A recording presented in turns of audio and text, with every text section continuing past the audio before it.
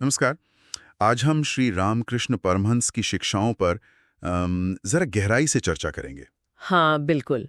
और खास तौर पर उनके जो विचार थे ईश्वर के साकार और निराकार स्वरूपों पर। हाँ, वही मतलब ये समझने की कोशिश करेंगे कि कैसे उन्होंने इन दो जो बिल्कुल अलग से दिखते हैं रास्ते, साकार और निराकार, उन्हें एक ही सत्य के दो पहलू बताया। हाँ, और वो भी अपनी खास सरल सी शैली में, रोजमर्रा की मिसालों से। बिल्कुल।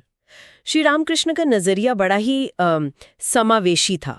वो कहते थे भाई ईश्वर एक ही है, पर देखने वाले पर निर्भर करता है। भक्त की दृष्टि, उसकी साधना। अच्छा। हाँ, साकार रूप वो कहते थे वो भक्त के लिए है, जो प्रेम से, भाव से ईश्वर को पुकारता है, माँ, पिता, सखा, किसी भी रूप में। और निराकार वो ज्ञानी के लिए, जो साधना से, विवेक से उस अनंत रूप रहित सत्य का अनुभव करना चाहता है। तो ये मतलब भक्त की अपनी प्रकृति पर है।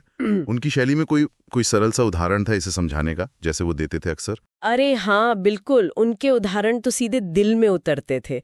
जैसे वो सागर और घड़े का उदाहरण देते थे। अरे हाँ, सुना है। ईश्वर वो कहते थे अनंत सागर है, असीम, कोई और छोर नहीं, ये समझ लीजिए निराकार। ठीक। अब कोई भक्त आया, उसने उस सागर से एक घड़ा पानी भर लिया और कहा ये मेरा जल है ना? हाँ। वो उस जल को शायद माँ काली का रूप दे या कृष्ण का, उसे पूजे। ये हो गया साकार। अच्छा। पर वो जल है तो उसी सागर का ही ना, अलग तो नहीं है। सही कहा, मतलब एक ही चीज के दो रूप। बिल्कुल। सागर भी सत्य है और घड़े का जल भी सत्य है। भक्त के लिए वो घड़े का जल ही सब कुछ है, ज्ञानी के लिए वो पूरा सागर। ये बहुत दिलचस्प है। और क्या ठाकुर ये मानते थे कि ज्यादातर लोगों के लिए आज के जमाने में साकार भक्ति शायद ज्यादा स्वाभाविक है, आसान है? हाँ, उनका अनुभव तो यही कहता था। क्योंकि देखिए, साकार रूप से जुड़ना सरल है। आप भगवान से बातें कर सकते हैं। हाँ, एक रिश्ता बना सकते हैं। बिल्कुल, उन्हें भोग लगा सकते हैं, उनसे रूठ सकते हैं, मना सकते हैं, एक पर्सनल रिश्ता बन जाता है। ठाकुर खुद माँ काली से कैसे जुड़े हुए थे। हाँ, वो तो जग जाहिर है। उनके लिए वो कोई पत्थर की मूर्ति थोड़ी थी, वो तो जीती जागती माँ थी, जिनसे वो अपनी हर छोटी बड़ी बात कहते थे, हंसते थे, रोते थे उनके सामने। ये प्रेम का, भक्ति का बहुत सीधा सरल रास्ता है। और ये रास्ता, ये साकार भक्ति, क्या ये निराकार अनुभव तक भी ले जा सकती है? क्या ऐसा होता है? कोई कहानी है ऐसी? हाँ, निश्चित रूप से। कई बार तो यही होता है। साकार उपासना करते करते, भक्ति करते करते मन इतना शुद्ध, इतना एकाग्र हो जाता है कि वो निराकार सत्य, वो बिना रूप वाला तत्व, उसकी झलक मिल जाती है। जैसे राधा की कहानी है ना। हाँ, बताइए ना। वो कृष्ण की मूर्ति को ही अपना बेटा, अपना सब कुछ मानती थी, बस उसी में डूबी रहती थी, खाते पीते सोते जागते बस कृष्ण। तो धीरे धीरे क्या हुआ, उनका मन इतना तल्लीन हो गया, इतना एकाग्र हो गया कि उन्हें हर चीज में कृष्ण दिखने लगे। और फिर वो निराकार ज्योति के रूप में अनुभव हुआ। अरे वाह! तो वो साकार भक्ति ही एक तरह से सीढ़ी बन गई निराकार अनुभव तक पहुंचने की।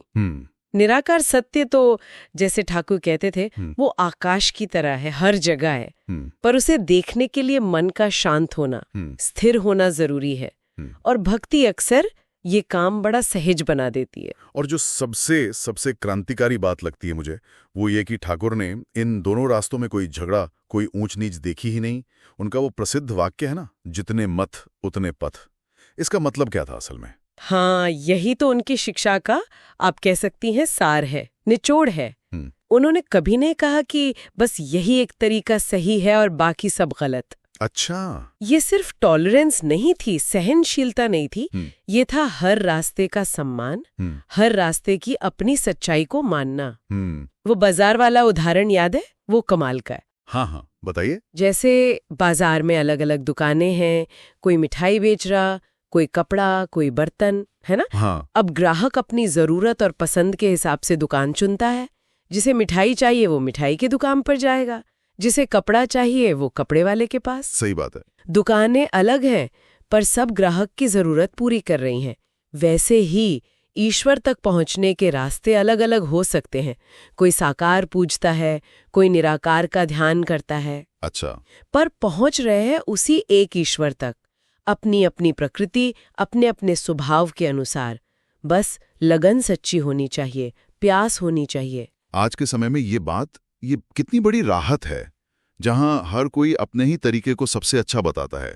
ये मानना कि कोई एक सेट फॉर्मूला नहीं है भगवान को पाने का। बिल्कुल, ठाकुर की शिक्षाएं किसी कट्टरता में नहीं बांधती, वो प्रेम और सहजता का रास्ता दिखाती हैं। जरूरी है सच्ची पुकार, सच्ची तलब। आप चाहे माँ दुर्गा की मूर्ति में ईश्वर को देखिए, जैसे वो मीना की कहानी में है। हाँ। वो अपनी रोज की पूजा करती थी। हाँ। और उसी पूजा से, उसी भक्ति से वो उस अनुभव तक पहुंच गई जहां रूप पीछे छूट गया, निराकार प्रकाश का अनुभव हुआ। या फिर कोई सीधे उस निराकार अनंत सत्य का ध्यान करे। अगर पुकार सच्ची है तो रास्ता कोई भी हो, मंजिल मिल ही जाती है। हाँ, मिल ही जाती है। तो मतलब संक्षेप में कहें तो श्री रामकृष्ण ने ईश्वर के साकार और निराकार स्वरूपों के बीच एक कमाल का पुल बनाया। उन्होंने दिखाया कि भाई ज्ञान का रास्ता भी है, भक्ति का रास्ता भी है, और दोनों बराबर हैं, दोनों सही हैं। बिल्कुल सही कहा। और सबसे अच्छी बात यह है कि उनकी शिक्षाएं हमें ये आजादी देती हैं कि हम ईश्वर को उस रूप में पाएं जो हमारे स्वभाव के, हमारी अपनी प्रकृति के सबसे करीब हो। हाँ, जो हमारे दिल को सबसे ज्यादा छूता है। बिल्कुल, किसी बाहरी दबाव या नियम से नहीं, बल्कि अपनी सहज पुकार से, अपनी सहज प्रवृत्ति से। प्रवृत्ति को पहचानना और फिर उस पर ईमानदारी से चलना, चाहे वो साकार की तरफ ले जाए या निराकार की तरफ। क्या यही खुद को और उस परम सत्य को और गहराई से जानने की दिशा में पहला कदम हो सकता है? अंतिम अनुभव चाहे जो भी हो। हाँ, ये बहुत गहरा सवाल है, सोचने के लिए।